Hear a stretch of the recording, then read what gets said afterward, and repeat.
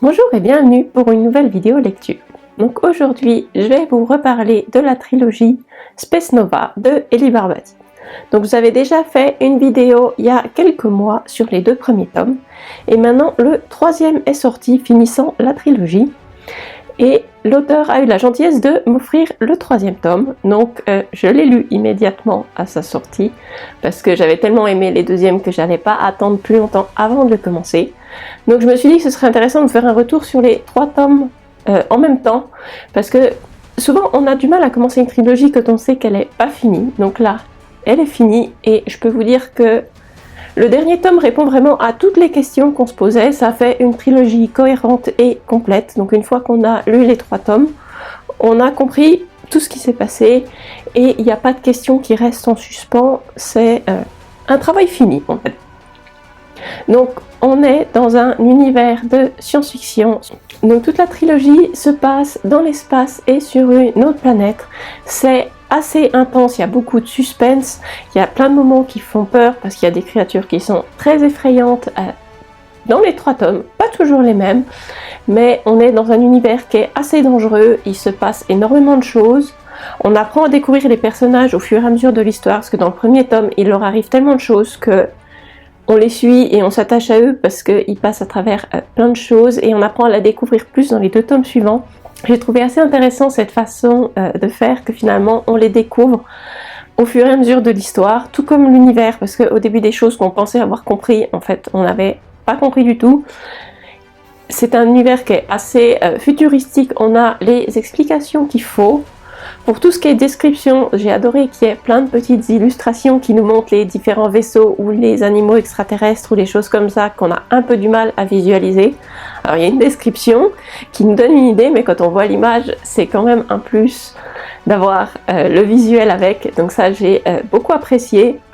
On est dans un univers qui est assez sombre, avec des scènes qui sont assez intenses et qui font peur.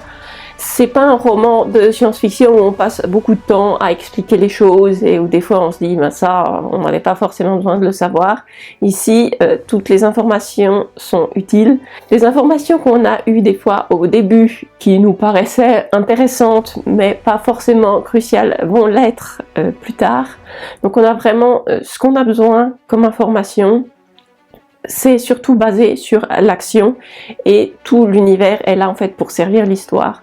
Donc ça, c'est une des façons que j'aime beaucoup. J'ai lu très vite les 3 romans, même si c'est des gros romans en fait. Il y a tellement de choses qui se passent qu'on les suit sans problème. Donc il y a beaucoup de choses qui sont assez originales, comme la façon dont s'est développée la planète et les choses comme ça. Donc vous pouvez vous lancer dans cette série-là. À la fin du 3e, vous avez fini l'histoire. J'ai passé des très bonnes heures en suivant les personnages. C'est intense, il y a beaucoup de choses. Donc j'ai vraiment adoré. C'est une histoire qui est assez intense et ça nous emmène vraiment dans un univers très spécial, un peu angoissant. Et j'ai eu vraiment beaucoup de plaisir à lire ces 3 tomes. Donc je peux que vous conseiller cette série de science-fiction.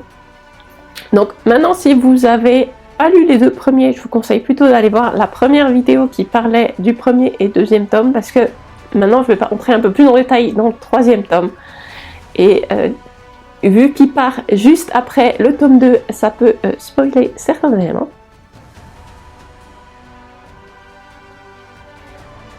Donc le tome 3 repart à la fin du tome 2 avec de nouveau des enjeux très hauts. Les indices qu'on avait à la fin du tome précédent qu'il y avait un truc temporel un peu bizarre se révèlent exacts. Donc ils vont partir à l'aventure pour aller découvrir l'anomalie qui est devant eux.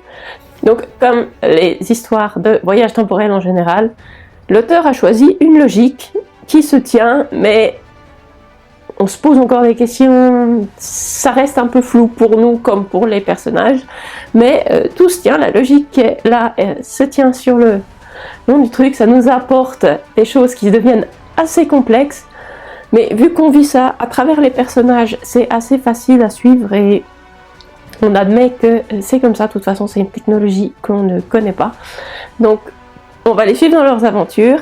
Et ce qui est génial, c'est qu'il y avait des choses qu'on s'attendait pas du tout, et ça répond en même temps à beaucoup de choses qui étaient laissées en suspens avant. Donc ça, j'ai trouvé que le gros point fort de ce tome 3, c'est que ça répond à toutes les questions et tous les trucs qu'on ne savait pas trop comment ça s'était passé sur les tomes précédents.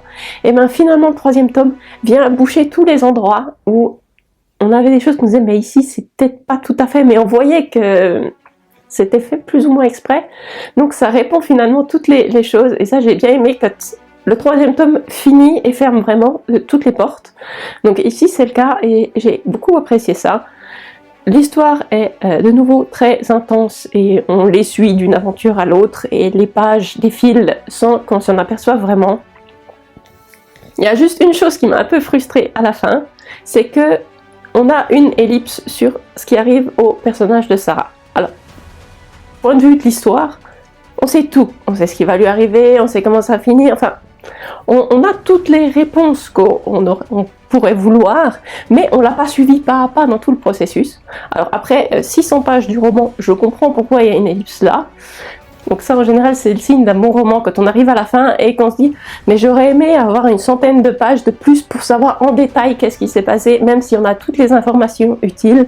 Des fois on aimerait bien avoir plus de détails et ça justement j'ai ressenti ça à la fin. Et ça, je trouve que c'est assez chouette, parce que c'est pas nécessaire, et je comprends pourquoi c'est pas là. Je me dis, oh, mais ça m'aurait pas dérangé d'avoir 100 pages de plus et de tout savoir en détail. Donc je vous conseille cette trilogie si vous aimez les romans de science-fiction, les planètes extraterrestres ou les romans qui font un peu peur. Et je vous retrouve bientôt pour une nouvelle vidéo.